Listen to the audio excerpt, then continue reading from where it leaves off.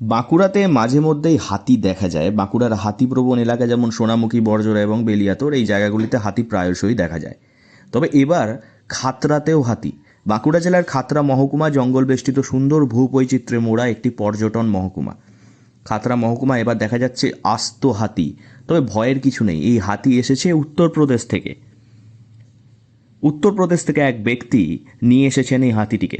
এটাই তার জীবিকা। হাতি দেখিয়ে মনোরঞ্জন দেন সাধারণ মানুষকে, আর তার থেকেই উপার্জন হয় দু এক পয়সা।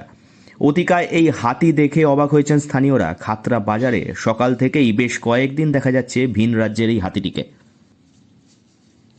আগে আমরা গ্রামগঞ্জে যখন ছোটোবেলায় ছোট ছিলাম তখন আমরা গ্রামগঞ্জে দেখতাম হাতি, ঠিক আছে। তো এখন বর্তমানে খাতড়া বাজারে আমাদের এখন হাতি এসছে। এত বড় হাতি সচরাচর তো দেখা যায় না, বনে জঙ্গলে দেখা যায়।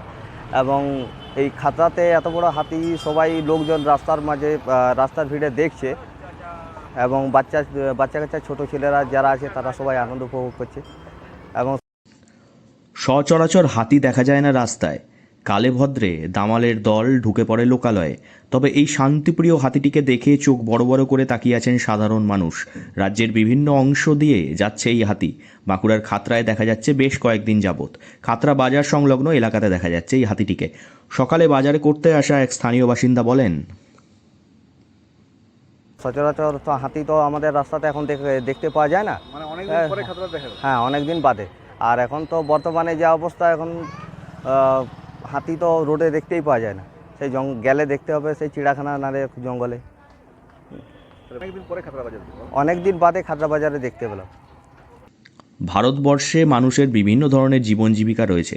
প্রাগৈতিহাসিক যুগ থেকে মানুষের সঙ্গে পশু পাখিদের সম্পর্ক নিবিড়। স্থলের সবচেয়ে বড় প্রাণী হাতিকেও পোষ মানিয়েছে মানুষেরা।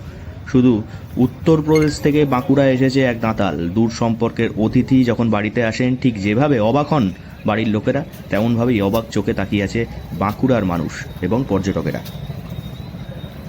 বাঁকুড়া থেকে নীলাঞ্জন ব্যানার্জির রিপোর্ট, লোকাল 18 বাংলা।